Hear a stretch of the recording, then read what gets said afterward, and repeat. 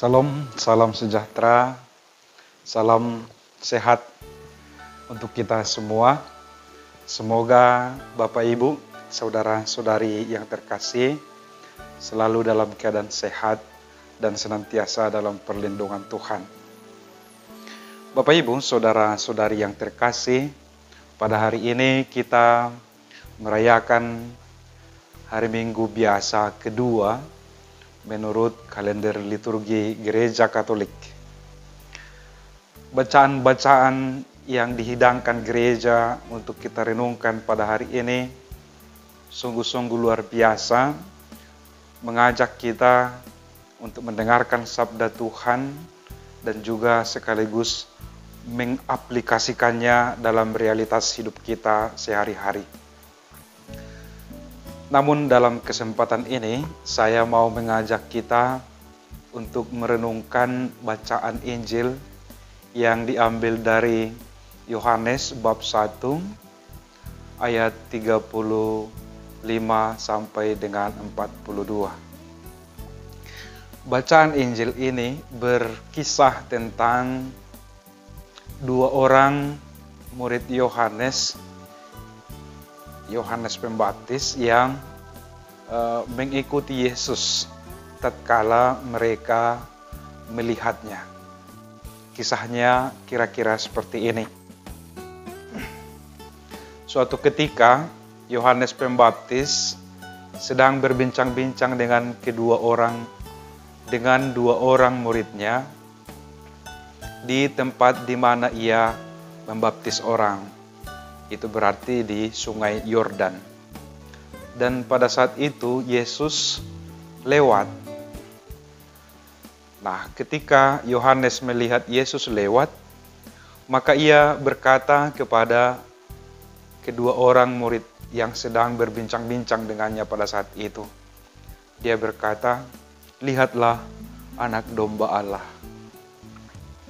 Mendengar kata-kata guru mereka, yaitu Yohanes Pembaptis, kedua muridnya itu langsung pergi mengikuti Yesus.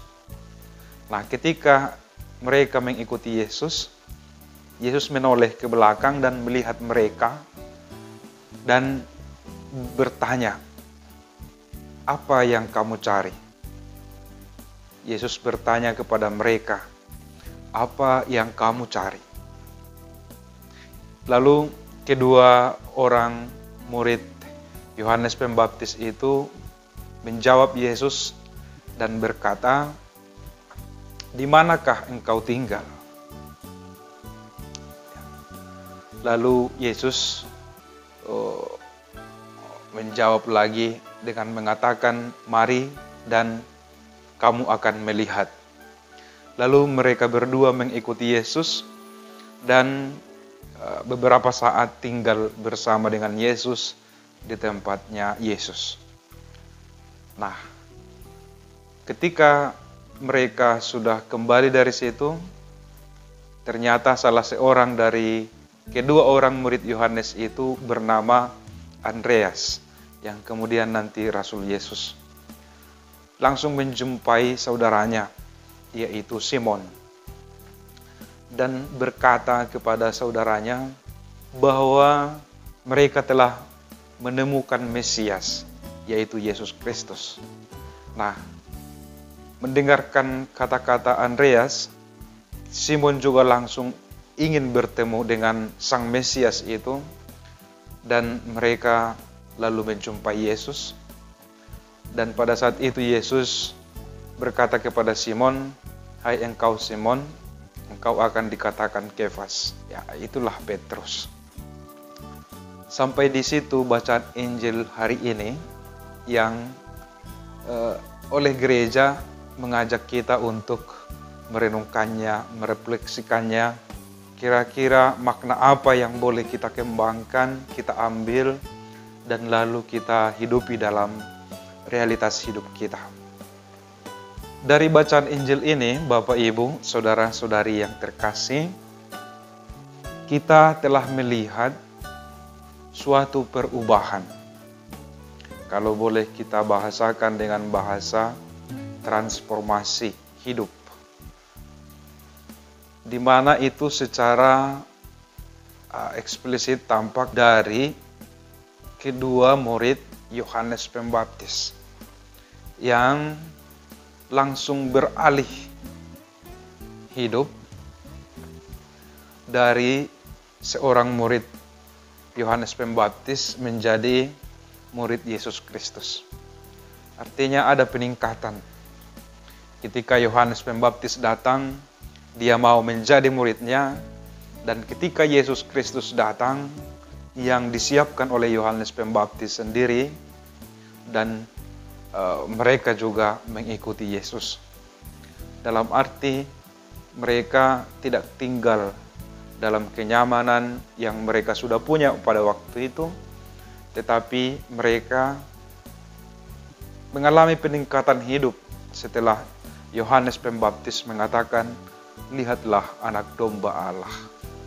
Artinya bahwa Yesus adalah putra Allah yang harusnya diikuti oleh para muridnya. Di sana kita lihat perubahan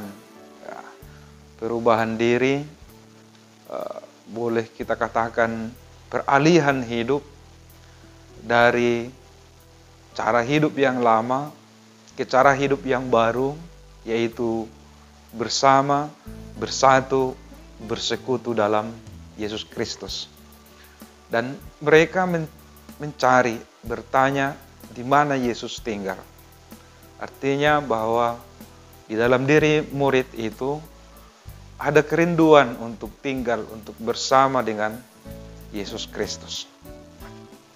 Nah, selain daripada itu, Bapak, Ibu, Saudara-saudari, saya juga melihat bahwa peralihan hidup itu tidak tinggal tetap pada saat itu. Jadi kedua murid itu tinggal bersama-sama dengan Yesus, tetapi juga sekaligus mereka pergi untuk apa?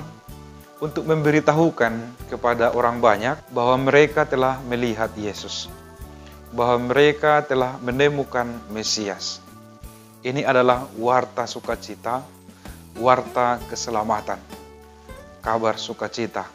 Inilah Injil, di mana ketika mereka mengalami Injil itu, mengalami kebersamaan dengan Injil itu, mereka tidak simpan di dalam diri mereka sendiri, tetapi mereka wartakan, mereka bagikan kepada yang lain.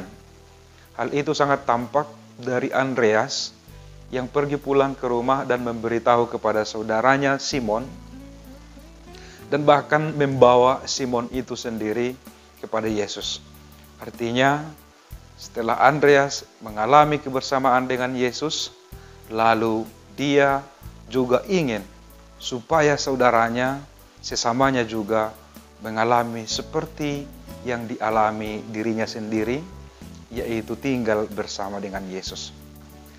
Inilah orang beriman, Bapak, Ibu, Saudara-saudari yang terkasih, yang sepantasnya kita teladani, sepantasnya kita tiru di dalam realitas hidup kita sehari-hari.